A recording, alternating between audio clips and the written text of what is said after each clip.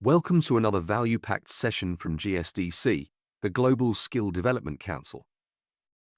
As a global leader in professional certification, we bring you the insights and guidance of top industry experts. In this exclusive segment, we'll walk you through the essential knowledge every ISMS Lead Auditor must have, from information security principles to real-world audit execution practices.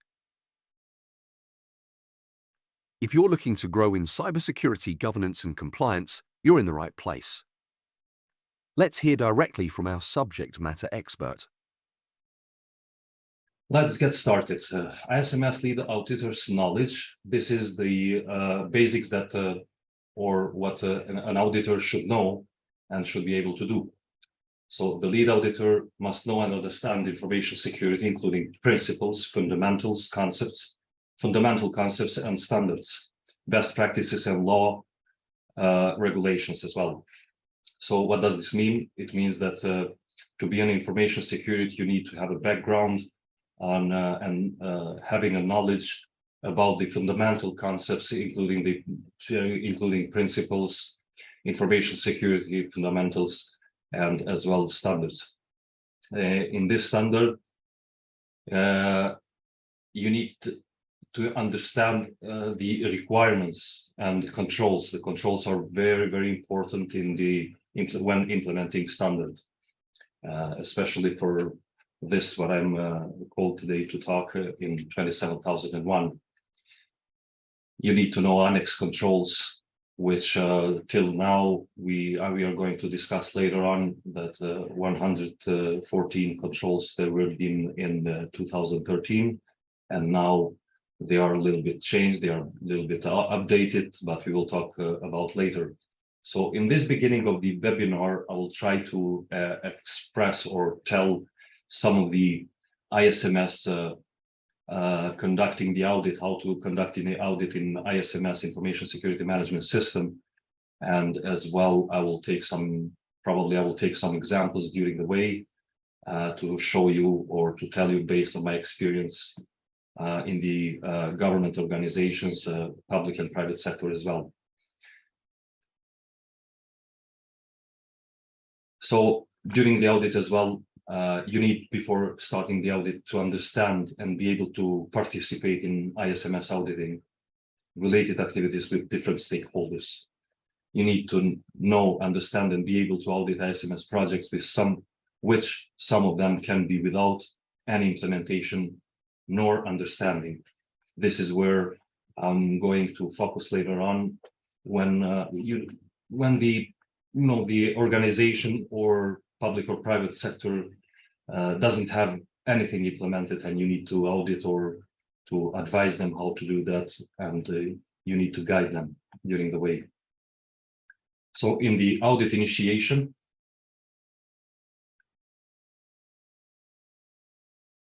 the auditor, first of all, need to establish contact with auditee, confirm communication channels with the auditee's representatives, confirm the authority to conduct the audit. So you need to make it clear to the auditees that you have authority to do that. How you will do that? By expressing your knowledge and your probably before you engage in the audit, you will need to express to show the certificate, accreditation body of your certificate, your background, and everything else. You need to provide relevant information on the audit objectives, scope, criteria, methods, and audit team composition, including as well any technical experts. I will have to say that it's in ISO 27001 update in 2022, it may probably be essential of having technical experts with you, or for example, my case, I am technical as well. I used to work in IT, and I have very long time background. I have 27 plus years of work experience, first in IT and then information security and cybersecurity as well. You need to request access to relevant information for planning purposes. So during the audit, you need to have access to every place that it's needed or it's within the scope of the audit criteria. Determine applicable statutory and regulatory requirements and other relevant requirements. So not every company has the same applicable statutory and regulatory requirements. For example, for those companies that deal with the data, a lot of data of people I will take an example with the private information or private identifiable information from European Union. You need to include as well EU GDPR, which stands for European Union General Data Protection Regulation. You need to confirm the agreement with the auditee regarding the extent of the disclosure and treatment of confidential information. It's a must, for example, in our area here, where as well in Kosovo, the EU GDPR has been implemented in data protection law. So you need to sign the NDAs, non-disclosure agreements, and other relevant documents with the government entities and public sector for when doing this audit. You need to make arrangements for the audit, including the schedule, determine any location-specific arrangements for access, health and safety, security, confidentiality, etc. So this has to do with yourself, with the auditor. You need to make sure that you have been provided with all necessary information for your health, safety, security, and as well for your for confidentiality of your documents that you are having with you. Agree on the attendance of observers and the need for guides or interpreters for the audit team. So in some cases, you may do the audit for the organization that is abroad from your country, and their language is different. So you need to make sure that before starting audit, you have your translator or the organization will have one for you. Determine any areas of interest, concerns or risk to the auditee in relation to the specific audit. Resolve issues regarding composition of the audit team with the auditee or audit plan. So you need to make sure that you present the paper of when doing the agreement, how many auditors will be with you. So it has to be a lead auditor. If it's a small company, lead auditor will be enough. But if it's a bigger company and they have different departments and different locations to audit, so you need to have in your composition as well other auditors.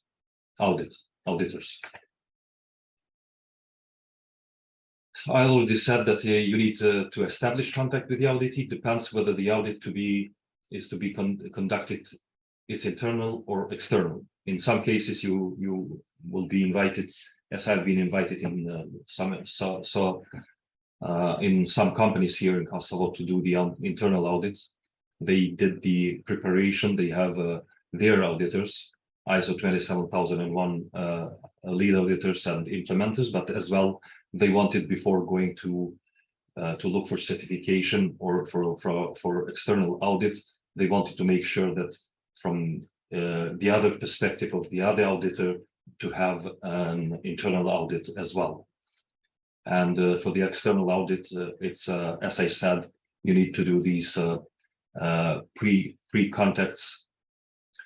So this is I'm going back to the page where the external audit will have to have these bullets here.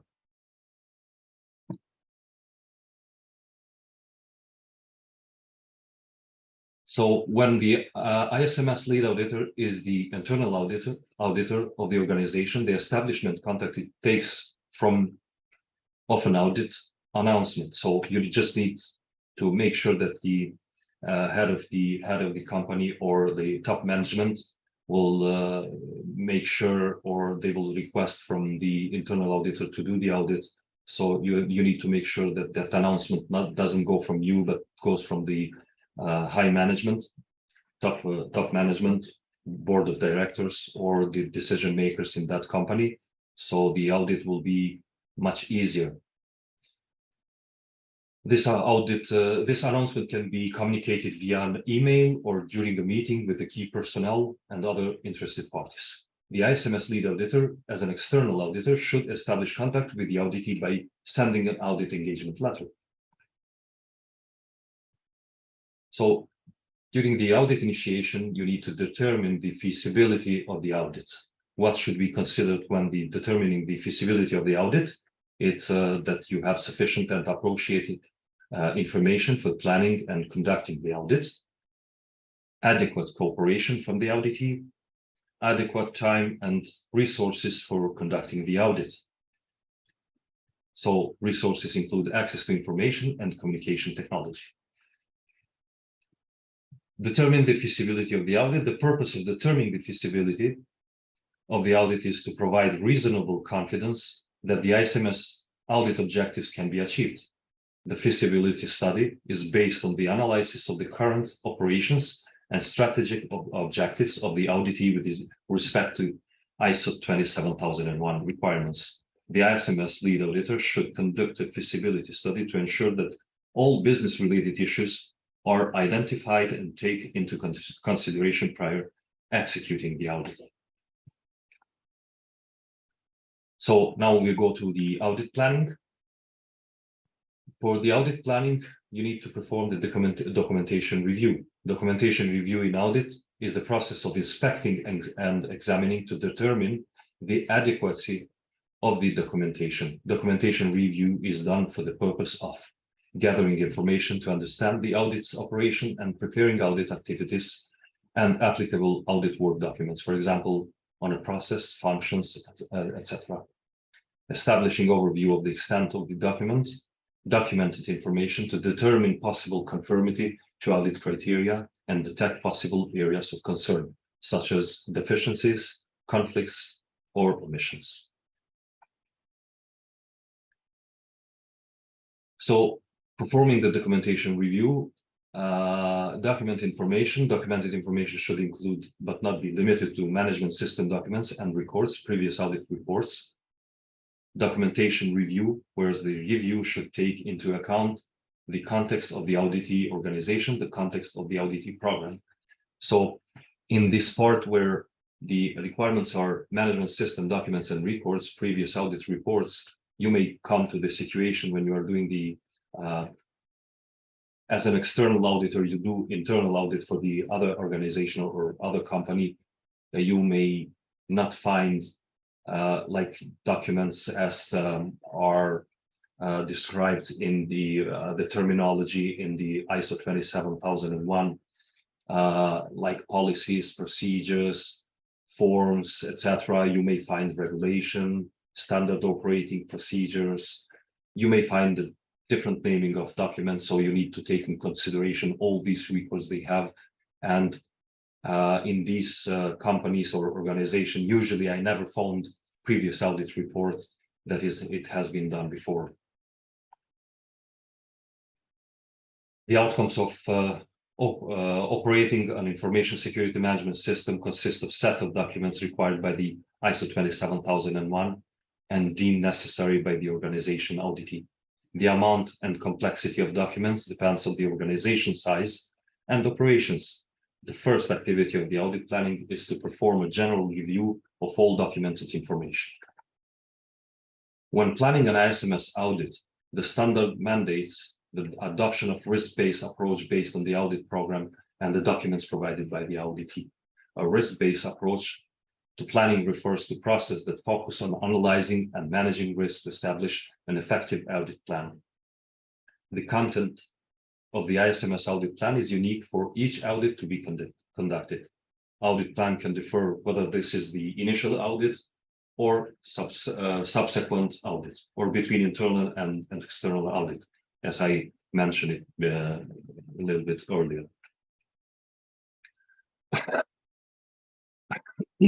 I apologize.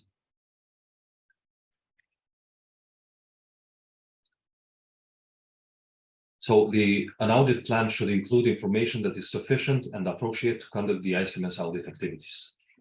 What should be considered when developing the audit plan?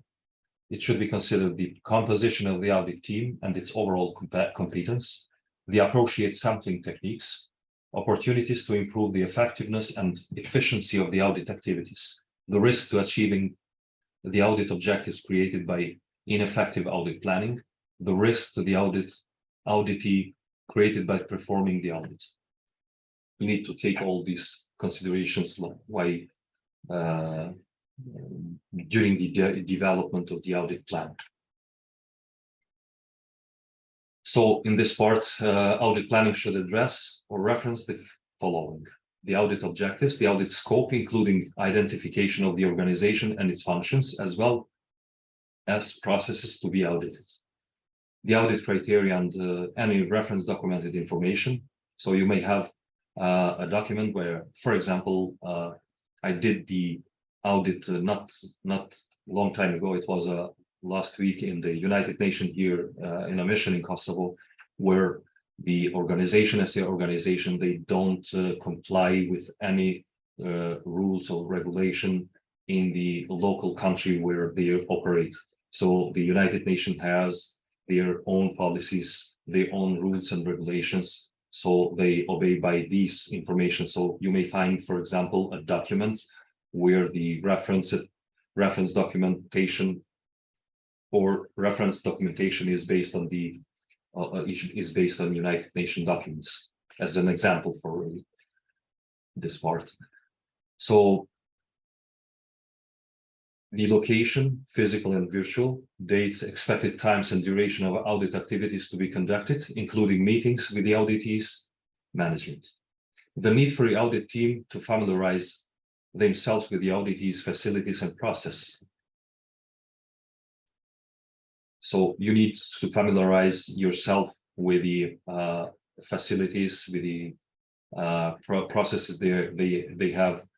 Kind of, you need very fast to make yourself as a part of the company, so you can understand the organizational context. The audit methods to be used, including the extent to which audit sampling is needed to obtain sufficient audit evidence, the roles and the responsibilities of the audit team members, as well as guides and observers or interpreters, as we said before, the allocation of appropriate resources based on consideration of the risk and opportunities related to the activities that are to be audited. Audit planning should take into account the following as appropriate: identification of the auditees representatives for the audit, the working and reporting language of the audit, where this is different from the language of the auditor or the auditee or both, the audit reports topic, logistics and communication arrangements, including specific arrangements for the location to be audited, any specific actions to be taken to address risk and achieving the audit objectives and opportunities arising, matters related to confidentiality and information security, any follow-up actions from a previous audit or other source, example, lesson learned, project reviews, etc. Any follow-up activities to the planned audit, coordination with the other audit activities in case of a joint audit. So this all depends what kind of the audit you are doing and with whom you are doing, or where, and as well where you are doing. Everything, any organization is same, so you need always to have in your mind that you need to have the open approach to the audit, and you need to be relaxed during the presentation, during the opening meeting, and or as well during the whole process. You need to be like open and make the audit team as much as comfortable with you as possible, as well vice versa. So this is an example. You can see here audit objectives, list of the audit objectives, audit scope, include the ISMS audit scope, reference standards, physical, virtual, ISMS Lead Auditor. So this is in the example of planning. So you put this all this information here, kind of a table of yours, and the schedules of the opening meeting, documentation review, ISMS requirements, ISMS controls, closing meeting, and audit report. So you need to put these dates in cooperation or in coordination with the auditee. Audit execution.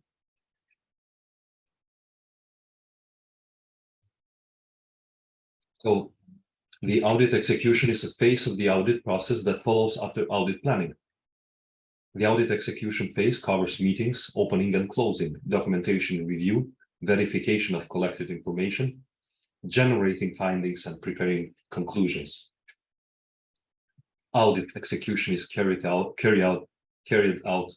by the lead auditor with the assistance of the audit team and is considered the most important phase of the audit.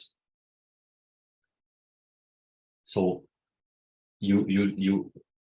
as for example, as a lead auditor myself, I go to the audit to audit the organization with my audit team. I give them directions. I give them guidance how to do it, with whom to talk, how to talk, what kind of the information to look for, and do the writings in the paper or in the form that I will provide to them. So at the end, if it's going to be, for example, 5 days, 10 days, depends on the organization, together each day, at the end of the day together, and discuss the findings and try to prepare for the final audit report. Opening meeting. Before the opening meeting, it is important for the organization to assign the roles and the responsibilities of the guides and observers. Guides and observers are appointed to accompany the ISMS audit team, and any means. Guides and observers should not influence or interfere with the conduct of the audit. So the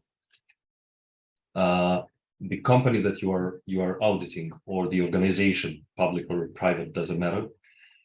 You need to make sure that the top management has assigned the responsible people to guide you through the process, to be as well to observe. So they need to guide you where to go, which office, to whom to talk, whom to meet, although you will take this information as well in the paper. And it's very important not to be influenced. Importance of the opening meeting. Opening meeting is an important event prior to starting the audit. An auditor is responsible to organize the opening meeting and invite the organizations or auditee representatives from different processes to be audited. So during the opening meeting, you need to have all interested parties for that audit scope. If there is to be, as an example, That was just a glimpse into the critical skills of an ISMS lead auditor, and there's more where that came from. GSDC offers hundreds of expert-led videos designed to keep you on the cutting edge of industry trends and standards. Enroll now in the GSDC's ISO 27001 Lead Auditor Certification Program by GSDC with globally recognized certification. As a thank you for watching, use the exclusive discount code CERTIFIC20 to get 20% off your certification. Visit www.gsdcouncil.org and claim your certification today. Thank you.